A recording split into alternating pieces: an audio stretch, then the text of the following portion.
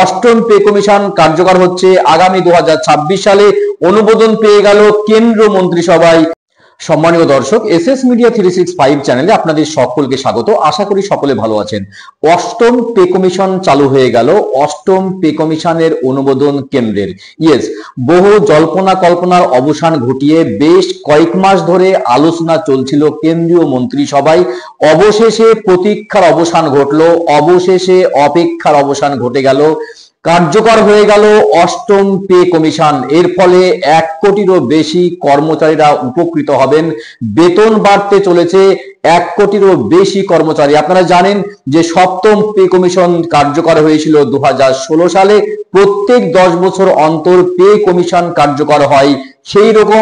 সেই মত অনুযায়ী বা সেই রূপ অনুযায়ী আগামী 2026 সাল থেকে কার্যকর হতে যাচ্ছে অষ্টম পে কমিশন। আর অনুমোদন পেয়ে গেল কেন্দ্রীয় মন্ত্রিসভায়, যার জেরে 1 কোটিরও বেশি কর্মচারী উপকৃত হতে যাবেন। তো লেভেল অনুযায়ী বা স্তর অনুযায়ী অষ্টম পে কমিশনে মূল বেতনে কত বাড়বে বা কত বৃদ্ধি পেতে পারে আশা করা হচ্ছে, তার বিস্তারিত আপডেট বা তথ্য তুলে ধরবো আজকের ভিডিওতে। ভিডিও শুরু করার আগে ছোট্ট একটা রিকোয়েস্ট, চ্যানেলে প্রথম হয়ে থাকলে অবশ্যই চ্যানেলটি সাবস্ক্রাইব করে পাশের ঘন্টাটি বাজিয়ে রাখবেন এই ধরনের লেটেস্ট এবং কারেন্ট আপডেট সবার আগে পাওয়ার জন্য, এবং বেশি বেশি করে লাইক এবং শেয়ার করতে একদম ভুলবেন না। চলুন বিস্তারিত আপডেট দেখে নেওয়া যাক। অষ্টম পে কমিশন কার্যকর হচ্ছে আগামী 2026 সালে। অনুমোদন পেয়ে গেল কেন্দ্রীয় মন্ত্রিসভায়। লেভেল বা স্তর অনুযায়ী কোন কর্মচারীদের বেতন মূল বেতনে কত বাড়ছে, চলুন বিস্তারিত আপডেট দেখে নেওয়া যাক। দেখুন, বলা হয়েছে কেন্দ্রীয় সরকার অবশেষে অষ্টম বেতন কমিশনকে অনুমোদন দিয়েছে, যার ফলে 1 কোটিরও বেশি সরকারি কর্মচারী এবং পেনশনভোগীদের বেতনে বড় বৃদ্ধি ঘটবে। গত কয়েক মাস ধরে আলোচনা থাকা এই বিষয়ে মোদী সরকার অনুমোদন দিয়ে কর্মচারীদের একটি বড় উপহার দিয়েছেন। কমিশন গঠনের পরে এই রিপোর্ট 2026 সালের মধ্যে জমা দেওয়া হবে। তারপর নতুন বেতন কাঠামো কার্যকর হবে বলে জানানো হচ্ছে। অষ্টম বেতন কমিশন সরকারি কর্মচারীদের জন্য একটি গুরুত্বপূর্ণ মাইল ফলক হবে, যাদের বেতন এবং পেনশনে বড় পরিবর্তন এনে জীবনমান উন্নত করবে। 2026 সাল থেকে কার্যকর এই পরিবর্তন দেশের লক্ষ লক্ষ কর্মচারীদের জন্য আর্থিক স্থিতিশীলতার একটি নতুন দরজা খুলে দেবে। সরকারি কর্মচারীদের বেতন সংশোধনের জন্য প্রত্যেক 10 বছর একটি বেতন কমিশন গঠন করা হয়। সপ্তম বেতন কমিশন 2016 সালে কার্যকর হয়েছিল, যার ফলে কর্মচারীদের বেতনে উল্লেখযোগ্য উন্নতি ঘটেছিল। এর মেয়াদ 2026 সালে শেষ হতে চলেছে, যার কারণে অষ্টম বেতন কমিশন কার্যকরের দাবি উঠেছিল। কেন্দ্রীয় মন্ত্রিসভার এই সিদ্ধান্ত কর্মচারীদের দীর্ঘদিনের অপেক্ষার অবসান ঘটছে। কমিশনের কাজ ও লক্ষ্য। অষ্টম বেতন কমিশনের লক্ষ্য হলো কেন্দ্রীয় সরকারের কর্মচারী এবং বেতনভোগীদের বেতন, ভাতা এবং পেনশন কাঠামো পরিবর্তন করা। কমিশন মূল্যবৃদ্ধি, নিত্য প্রয়োজনীয় জিনিসপত্রের দাম এবং দেশের আর্থিক পরিস্থিতি বিবেচনা করে উন্নতির সুপারিশ করবে। তো এখন দেখে নেব লেভেল বা স্তর অনুযায়ী মূল বেতনে কত বাড়ছে কোন শ্রেণীর কর্মচারীদের। স্তর 1 থেকে 5, সিপাহী, পরিচ্ছন্নতা কর্মী ইত্যাদি। লেভেল 1 18,000 টাকা থেকে 21,300 টাকা। লেভেল 2 19,900 টাকা থেকে 23,880 টাকা। লেভেল 3 21,700 টাকা থেকে 26,440 টাকা। লেভেল 4 25,500 টাকা থেকে 30,600 টাকা। লেভেল 5 29,200 টাকা থেকে 35,040 টাকা।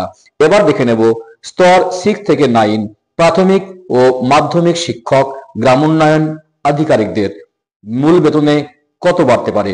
লেভেল 6 35,400 টাকা থেকে 42,480 টাকা।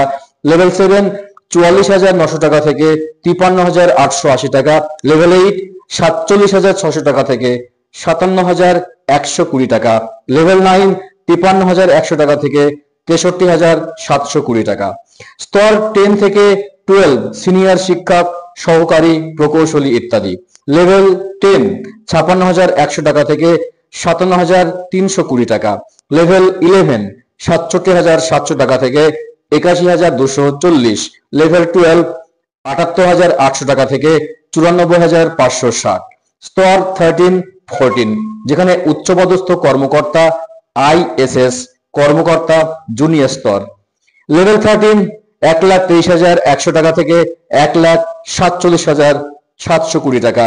লেভেল 14 1,44,200 টাকা থেকে 1,73,040 টাকা। স্তর 15 থেকে 18, যেখানে সচিব, মুখ্য সচিব, আইএসএস কর্মকর্তা, সিনিয়র স্তর।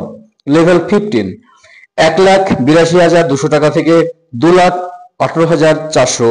লেভেল 16 2,05,400 টাকা থেকে 2,46,480। লেভেল 17 2,25,000 থেকে 2,70,000। লেভেল 18 2,50,000 থেকে 3 লাখ। এবার জেনে নেব মুদ্রাস্ফীতি ভাতা, অন্যান্য ভাতা। মূল বেতনের পাশাপাশি কর্মচারীরা যে মুদ্রাস্ফীতি ডিএ পান তা বর্তমানে 42% কমিশনের সুপারিশ অনুযায়ী এটি বাড়তে পারে। এছাড়াও house rent allowance HRA, transport allowance TA, চিকিৎসা ভাতাতেও পরিবর্তন আসবে। এর ফলে কর্মচারীদের মোট বেতন উল্লেখযোগ্যভাবে বৃদ্ধি পাবে। পেনশনভোগীদের জন্য বড় স্বস্তি আসতে চলেছে। পেনশনভোগীরা বর্তমানে পেনশনের বৃদ্ধি থেকে সুবিধা পাবেন। উদাহরণস্বরূপ ন্যূনতম পেনশন 9,000 থেকে 17,200 পর্যন্ত বাড়তে পারে। এছাড়া মুদ্রাস্ফীতি বাড়বে, যা অবসরপ্রাপ্ত আর্থিক স্থায়িত্ব বাড়বে। খুব গুরুত্বপূর্ণ আপডেট ছিল অষ্টম বেতন কমিশন নিয়ে, যেখানে অনুমোদন দিয়েছে কেন্দ্র সরকার। কার্যকর হচ্ছে আগামী 2026 সাল থেকে।